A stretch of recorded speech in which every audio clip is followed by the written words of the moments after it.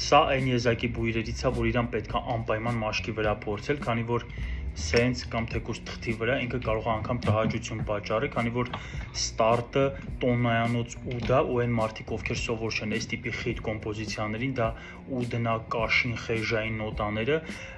իրան կարող է անգամ լրիվ մի փոքր այլ կեղտոտ բանի հետ ասոցացնեն, ինքը եթերային չի, թե չէ ես կասեի, հետևաբար իրան պետք է անպայման մաշկին փորձել, ինքը ֆանտաստիկ է բացվում ուղղակի երեկոյան ժամերին, հիմա էլ ամառա ու այդ շոկ երեկոյան ժամերին, որ թեկուզ քամի կա, ուղղակի աննկարագրելի է բացվում, ահա որ կայուն է ու շատ սիրուն շլեյֆ ունի, այն մարդիկ, ովքեր սա թեկուզ խանութներում ինչ-որ թղթի վրա կամ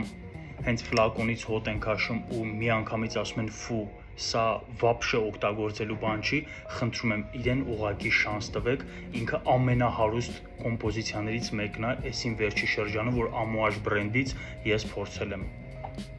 Amouage King Blue